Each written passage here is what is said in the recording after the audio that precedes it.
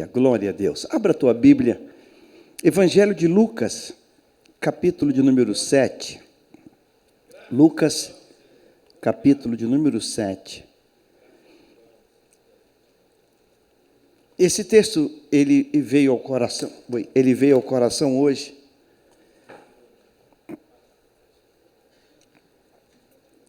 Num evento uma casualidade, eu quero ler contigo e quero pedir a Deus que esse texto ele sirva de resposta, de bálsamo para a minha vida e para a tua vida hoje. Capítulo 7, versículo 11. Poucos dias, Jesus foi para uma cidade chamada Naim, e os seus discípulos, e numerosa multidão ia com ele. Ao aproximar-se do portão da cidade, eis que saía o enterro do filho único de uma viúva, e grande multidão da cidade ia com ela. Ao vê-la, o Senhor se compadeceu dela e lhe disse: não chore. Chegando-se, tocou no caixão, e os que estavam carregando pararam. Então Jesus disse: jovem, eu ordeno a você, levante-se. O que estava morto sentou-se e passou a falar. E Jesus o restituiu à sua mãe. Todos ficaram possuídos de temor e glorificavam a Deus, dizendo: grande profeta se levantou entre nós. Deus visitou o seu povo. Esta notícia a respeito de Jesus se espalhou por toda a Judéia e por toda aquela região. Tome o seu lugar. Que o Senhor toque no nosso coração e mexa conosco hoje. Esse texto nós conhecemos, você com toda certeza já ouviu uma quantidade muito grande de mensagens. Eu quero olhar esse texto e trazer alguns questionamentos para mim e para você. Esse texto, ele fala de uma cidade e que Lucas, quando vai narrar, ele pontua, ele identifica a cidade, ele mostra, e nós sabemos, é a cidade de Naim. Então, esse texto, ele está tratando de algo concreto, a uma cidade. Não é um lugar qualquer, é uma cidade. Vamos trazer para nós hoje aqui a cidade do Rio de Janeiro, ou se fosse um bairro, o bairro de Bom Sucesso, no Rio de Janeiro. Então, não tem dúvida, a gente sabe o local exato. Além de saber o local exato, presta atenção, Lucas vai narrar para nós que nesse local exato existe uma moradora que tem o status de ser viúva e que, em sendo viúva, ela, enquanto casada, foi mãe de um único filho. Então, esse texto vai amarrando as informações. O texto diz que uma mulher viúva havia perdido o esposo. Essa viúva era mãe de um único filho, um filho chama-se Arrimo, o único filho dela. E o texto diz que esse único filho dessa mulher viúva, ele veio à morte, ele veio ao óbito. Não, a Bíblia, Lucas, médico, não detalha a causa morte, não diz para nós o que aconteceu, o que trouxe a morte para aquele menino. Uma queda, um acidente, uma enfermidade que agravou e chegou lá ao óbito. Não diz, não importa. O fato é que esta morte, ela tocou em praticamente toda a população da cidade. Então, esses são os pontos que a Bíblia apresenta para nós. Vou repetir aqui a leitura. Jesus foi em uma cidade chamada Naim, os seus discípulos com ele, e numerosa multidão. Versículo 12. Ao aproximar-se do portão da cidade, eis que saía o enterro do filho único de uma viúva. E grande multidão da cidade ia com ela. Lucas, ele está detalhando que esta morte desse rapaz, desta mãe viúva, tocou em praticamente toda a população, porque grande multidão. Então, você já viu enterro? Com toda certeza que você chega ali e tu conta 2, 3 pessoas. Como a gente frequenta muito cemitério, eu já fui em alguns sepultamentos de amados nossos que não tinha ninguém. Não tinha ninguém. Eu já fui em alguns que não tinha ninguém, tinha só o caixão. E já fui em alguns que tinha uma pessoa, 2 pessoas. Já fui.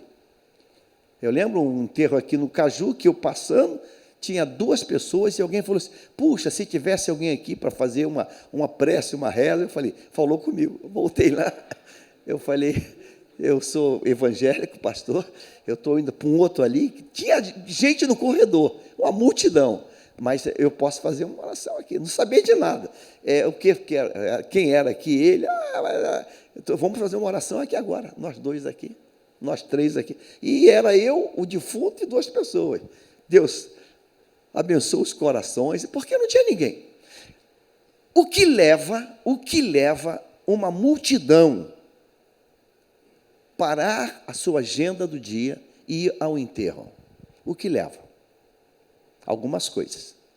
A pessoa que morreu era muito famosa, a pessoa que morreu tinha uma rede de relacionamento absurdamente grande.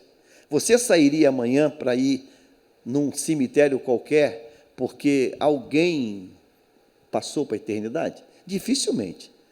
O que te leva? Leva a um sentimento, leva a uma construção de relacionamento, né? Você vai quando aquela pessoa, ela tem valor, ela te era cara em alguma coisa. Aquela pessoa que faleceu, ela tinha um significado para você. Então, você é capaz de cancelar um troço, de fazer um monte de coisa para você ir, porque aquela pessoa, ela tinha um significado para você. Esse texto, de forma muito implícita, esse texto está dizendo que ou a mãe, ou o filho, ou ambos,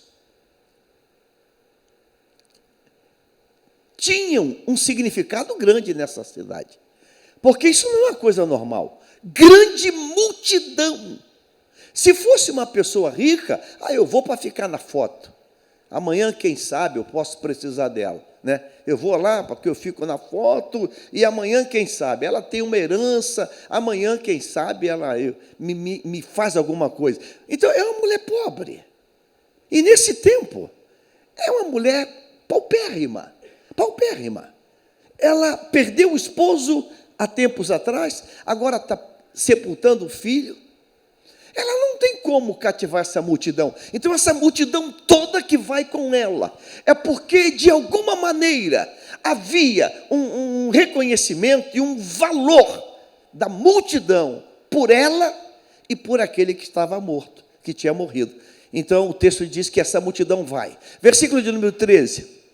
Ao vê-la, o Senhor se compadeceu dela e disse: não chore. Ela está chorando. O que é o choro? O que é o choro? O choro é um extravasar da nossa alma. É uma dor da nossa alma. É uma ferida. É uma preocupação. É uma preocupação.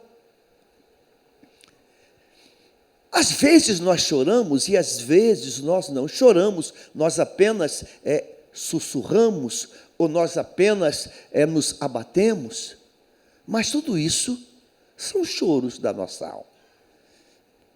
Hoje à tarde eu estava numa agência bancária e por isso que alguma coisa tocou no coração e eu fui lá para falar com a gerente sobre um detalhe técnico do aplicativo do aparelho do celular. E acabei de fazer e eu falei: muito obrigado, Deus te abençoe, que Deus te abençoe. A pessoa falou assim: eu estou precisando muito. Uma gerente do banco. Eu estou precisando muito.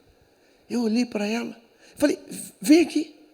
E fui para um canto, entrei numa sala, peguei a mãozinha dela e fiz aquela oração de fogo.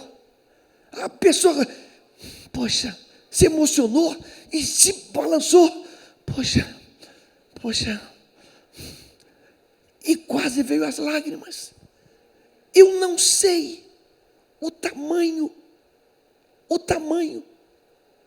da batalha que ela está enfrentando. Ela não falou. Eu não sei, mas ela deu um sinal. Ela deu um sinal. Deu um sinal. Isso foi hoje. Agora, no Natal, Deus nos coloca em situação constrangedora. Eu estava num banho de natação. E tem 3 pessoas bebendo cerveja, um monte de lata de cerveja. Um monte. Já estavam muito à vontade com cerveja. E alguém ali me conheceu e falou: você que era um amigo do fulano, né? Falei: meu amigão. Aí a pessoa falou assim: você que é negócio de igreja, né? Falei: é a Assembleia de Deus. Assembleia de Deus de Bom Sucesso. Aí uma fala assim: igreja em Bom Sucesso aonde? Isso é bola sem goleiro. É bola sem goleiro. Aí você fica naquela: meu Deus, eu estou aqui de roupa de banho e camisa, mas não pode. E se eu morro e deixo essa conta aberta? Voltei lá. Poxa, a gente pode fazer uma oração? Pode. Uma das pessoas pegou minha mão que eu achei que ia cortar fora quando eu comecei a orar. Tremendo, eu falei: Deus, constrangido, porque gente olhando, eu falei: Deus, e quase veio a lágrima também.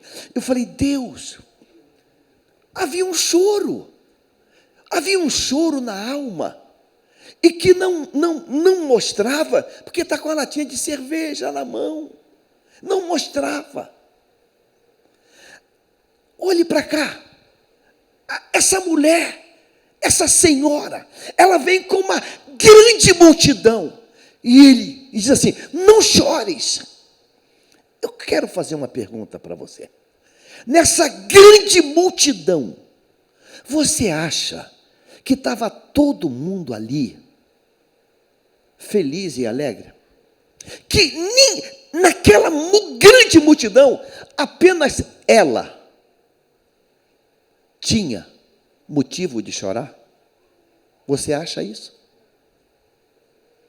Você acha isso? Nessa grande multidão, você acha que era só ela? Ela estava chorando por uma causa visível: um filho morto. E tantos outros que estavam chorando por outras causas.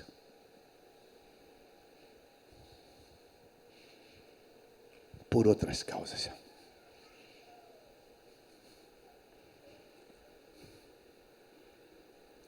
A minha pergunta hoje: o que acontece conosco? Que estamos diante de algo divino que está acontecendo. Porque aqui tem um fato concreto. Eu estou chorando aqui a minha dor. Ela chora a morte do filho. Mas esse aqui chora porque a lavoura dele não está produzindo. Chora porque ele está com um problema na saúde, ou não sei o quê, ou em alguma área. E ele vê alguém dizer: não chores. E ele não dá um pulo também para pegar a senha, para facilitar. Ele não dá um pulo para pegar. O texto diz que Jesus está entrando na cidade. Se sou eu mando fechar a saída. Se sou eu faço o que Jacó fez no Val do Jaboque. Eu não te deixo enquanto tu não me abençoar. Se sou eu grito assim: tranca a porta, porque se ele começou a fazer milagre, meu irmão, ele vai fazer milagre para muita gente aqui hoje. Ele vai operar para muita. Agora a minha pergunta é: havia graça, poder, virtude para fazer aquela população toda ser mudada, sim ou não? Claro que sim. A minha, então, colocação é: a gente está tão perto do milagre e nós viramos espectadores. Eu fico pensando cada testemunho que eu escuto, e eu não fico vendo alguém pegar uma carona. A gente precisava ser como surfista. Surfista fica com a prancha de surf enfiada na areia, ele fica olhando, e quando ele vê que está vindo uma onda, um corre, outro corre, e todo mundo corre para pegar a onda. A gente fica vendo milagres. A gente está vendo um milagre acontecer aqui. Meu Deus, o cara voltou à vida. E a gente vira espectador. Porque olha aqui o final. O povo, todos ficaram possuídos de grande temor e glorificavam a Deus. Todos. Dizendo: grande profeta se levantou entre nós. E Deus visitou o seu povo. E a fama se espalhou por toda a gente. A fama. Eu queria ler outra coisa aqui. Segue o 17. E esta notícia. Então, esse texto está dizendo que aquele milagre ficou restrito ao quê? Aquele milagre. Está no singular. E esta notícia, qual notícia? Me ajuda, qual notícia? Qual milagre? A ressurreição. E os outros?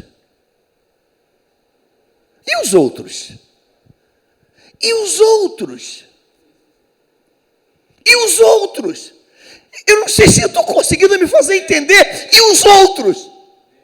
E os outros milagres? E os outros? Parece que nós estamos assim, sentados de braço cruzado ou com um saquinho de pipoca. O garoto levantou. Ei, eu tenho um filho que está viciado. Ei! Você lembra da mulher do fluxo de sangue? Ela está ali e ele diz: eu vou na tua casa. Cara, mas ele vai na casa dela. Ele vai na casa dele. E ela entra no meio. Quem sou eu para falar com ele? Eu sou imunda. Eu vou tocar nele. E ela entra e pega uma carona. Eu quero hoje dizer para mim e para você: pega uma carona, por favor. Se pendura nessa carroceria.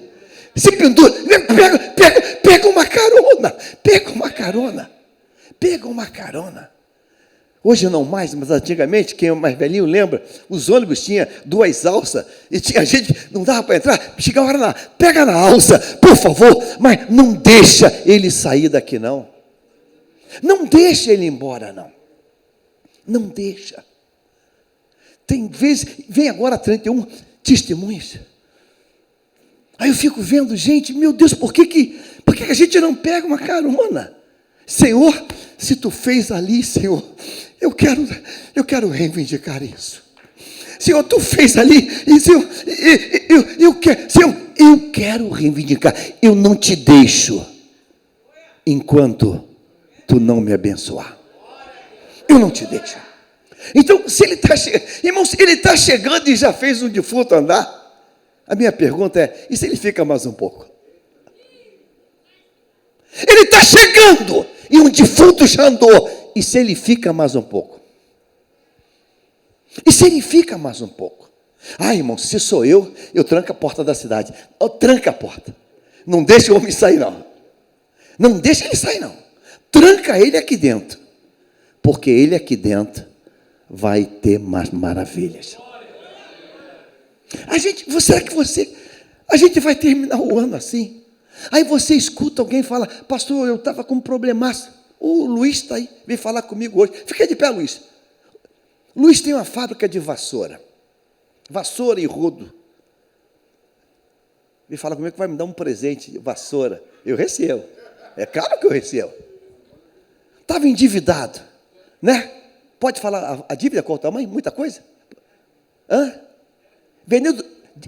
Devendo 10 mil. Aí ele vem num culto. Deus, de alguma maneira, libera uma palavra. A palavra é colocada. Ele disse, eu creio nessa palavra. Pastor, aquele culto da pregação, eu recebi. Pastor, deu um vento de Deus. Eu quitei todas as dívidas. Está tudo, não devo mais nada. Pastor, agora é só bênção. Eu estou falando isso para alguém aqui pegar. Deus, então, Deus, a dele é 2 mil, a minha é 1.000, a minha é 2 mil, a minha é 50 mil, a minha é 100 mil. Eu pego, Deus vai mudar essa história. Diga para quem está do lado, diga assim, pega a carona. Diga assim, não pode ser apenas uma ressurreição. Não desce, não, uma só não. Uma só não. Tem mais. Tem espaço para mais milagres. Tem espaço. Para que a gente escuta testemunho, irmãos? Para estimular a nossa fé. Para que escuta isso? Caramba, ele falou o quê? É o câncer, Deus curou. Pô, então, o meu não é câncer, não. O meu é cólica. E para se curou câncer, a cólica é mole. Então vai ser mole. Eu quero. A gente entra culto e sai culto. E vou falar uma coisa que não queria falar. E não acontece nada. Por quê? Parece que é comportamento de Cinemark. Pipoquinha. E acabou.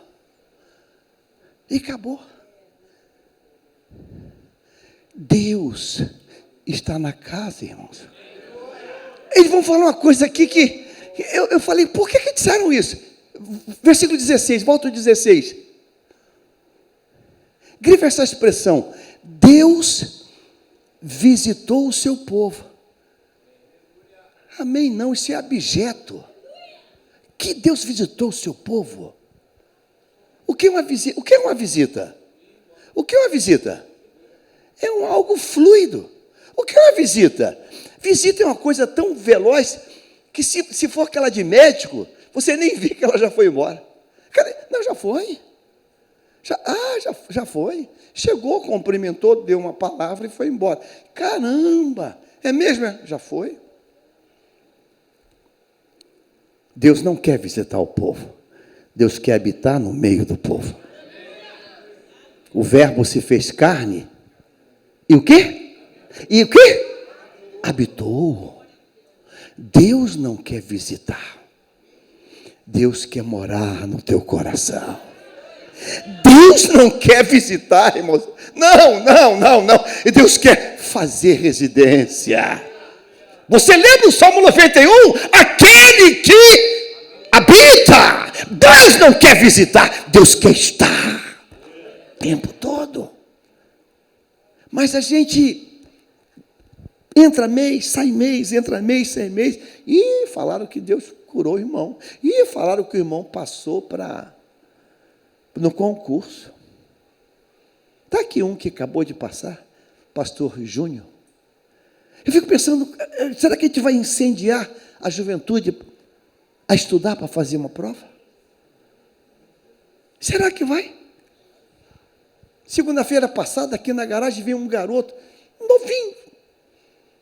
Aí, pastor Marcos me chama, passou aqui, aluno, sargento da Marinha. Mostrou a foto, farda da Marinha de Guerra. A vontade que deu foi, vem cá, garoto, domingo, tu vem fardado, eu vou esfregar você na cara de todo mundo. Porque um garoto humilde, de família humilde, para não falar a palavra pobre, faz um concurso e passa. E passa. E passa. Aí o que a gente faz?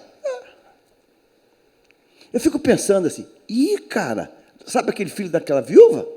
Ressuscitou. É isso. É isso. É só isso. É só isso. Eu tenho o que a palavra diz que eu tenho. Então, se o Senhor irmãos, entrando, já ressuscitou. Se ele fica mais 10 minutos, meu irmão, vai ter útero fechado que vai engravidar, sim ou não? Porque ele trouxe vida. Ele trouxe vida. Ele provocou vida. Ele cancelou sentença de morte. Então, se ele comeu, irmãos, na entrada, irmãos, olha só, ele não tinha pregado, não tinha nem começado o culto, ele está só chegando. E se ele está só chegando e já tem morto andando, tranca a cidade, fecha a porta e bota cadeado, porque Deus vai trabalhar no meio do povo. Mas o que acontece conosco? O que acontece conosco é um sentimento, não sei, hipócrita, cínico, pecaminoso. Lembra quando os 4 homens abriram o telhado? E desce. E ninguém ali está na expectativa do milagre. Não está. Aí ele diz assim, perdoados são os teus pecados. Aí começa a murmuração. Quem pensa que ele é? Quem pensa que ele é para dizer isso? Isso é um blá, blá, blá, um hipócrita. O Senhor que conhece os corações. Então a discussão agora é a palavra que eu liberei, que os pecados estão perdoados. Então, para que vocês saibam, o que é mais fácil para mim? É perdoar os pecados ou mandar esse homem levantar e andar agora? Talvez alguém tenha falado assim, falar que está perdoado, qualquer um fala, até eu posso falar. Legal. Levanta e anda. E o que aconteceu? A discussão continuou. Porque o foco não está no milagre do homem andando. O foco está em quê? Na palavra que foi dita. Anterior. A minha pergunta é, o que você tem, o que você veio fazer na igreja?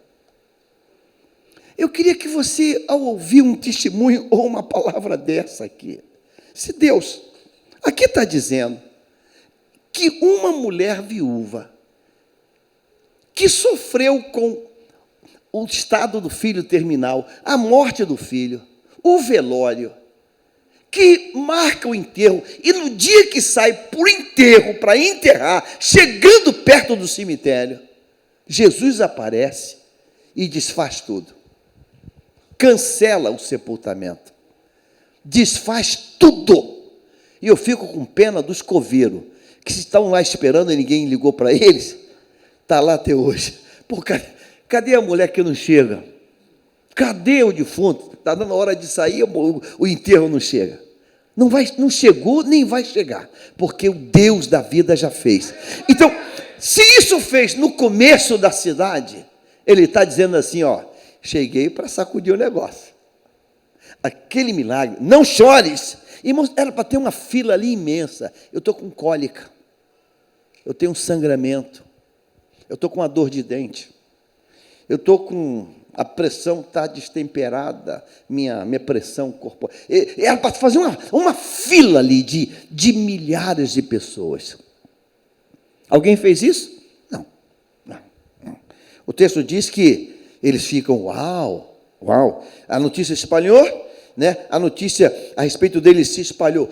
Como é que uma notícia nesse tempo se espalha? Hoje você bota nas mídias, e naquele tempo como é que é? Boca a boca. Então o pessoal saiu correndo para contar. Caramba! Né? Na gíria. Caraca! O filho, eu vi o cara levantar. Mas e aí? Não, eu estou contando para todo mundo. Mas, e para você?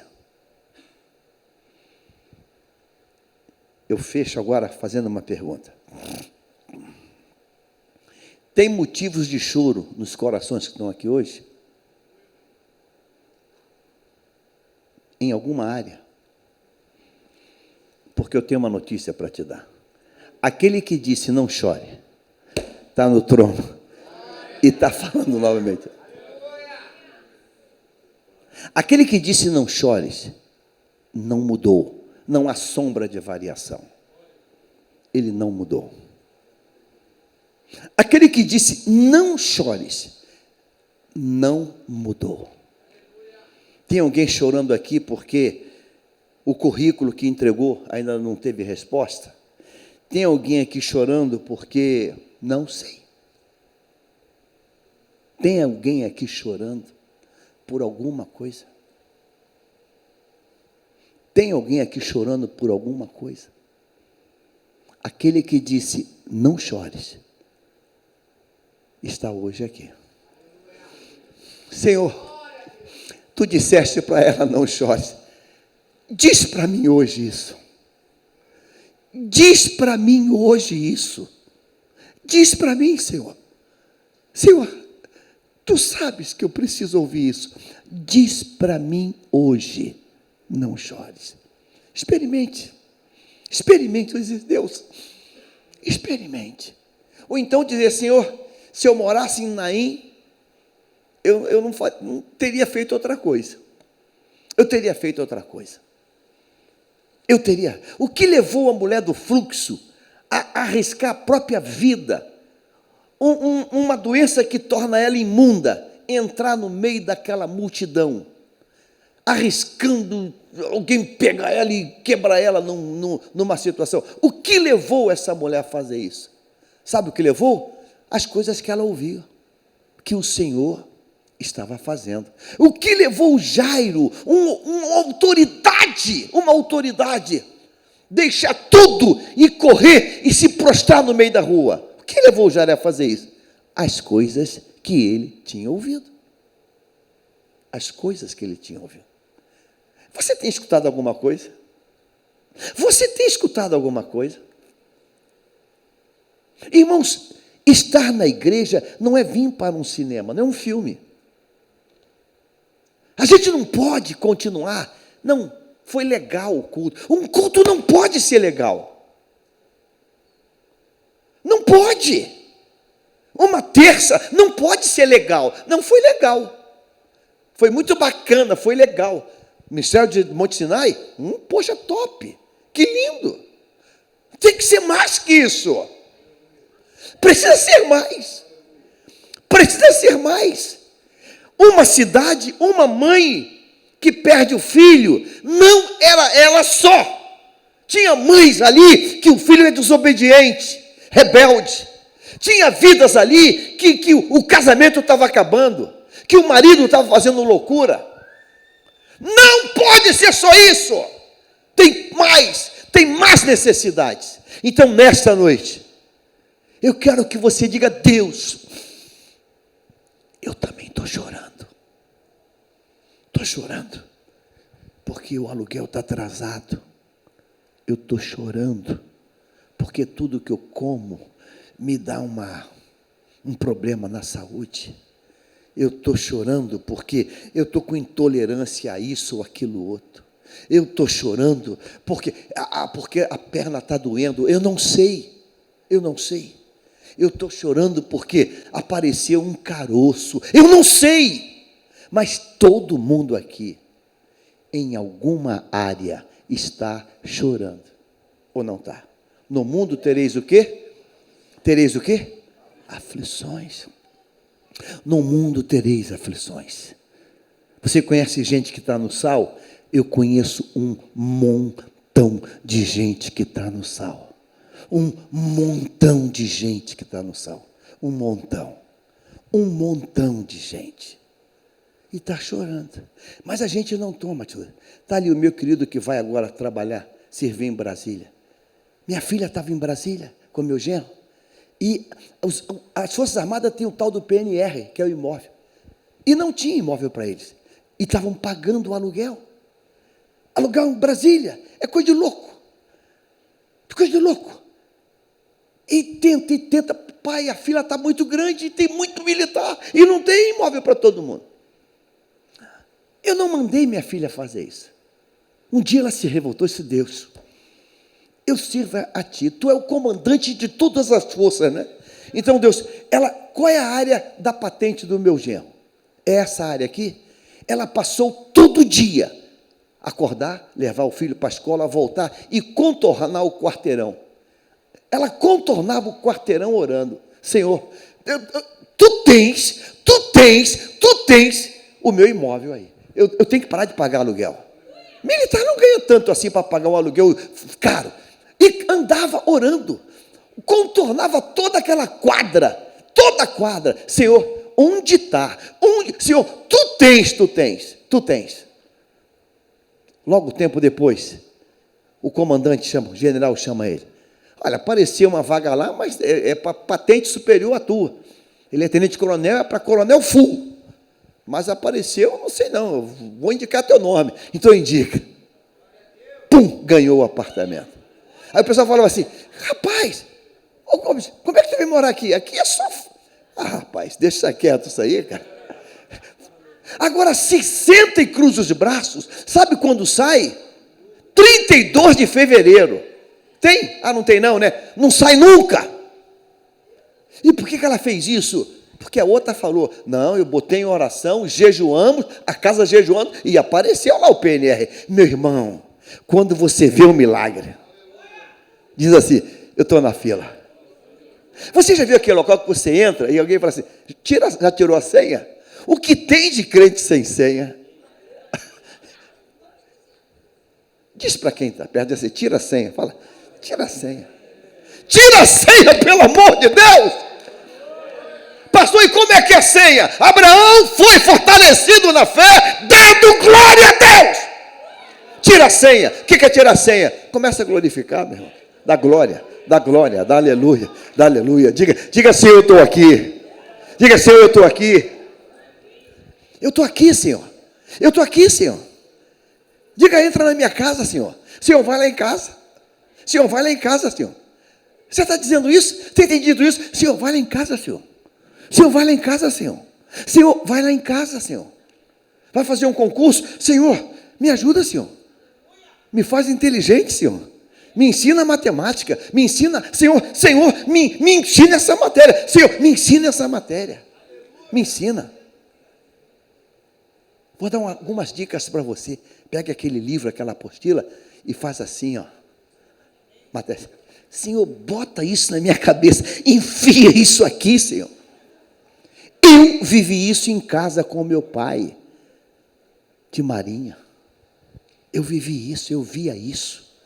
Abri os livros todos, botava em cima da mesa da sala. Nos concursos, saiu como suboficial da marinha. Eu passava, olha, pai, como é que está isso, pai? Está aqui, eu estou orando, estou pedindo a Deus para Deus fazer entrar. E Deus fez entrar. Porque o cabinha lá da Bahia, do interior da Bahia, foi promovido e saiu como suboficial com salário de segundo-tenente. Deus fez. Deus fez. E dizia assim: Deus faz entrar essa matéria. Eu não sei como que Deus pegava, mas acho que Deus pegava assim, derretia e enfiava pelos poros. Deus faz entrar na minha mente isso. Faz entrar.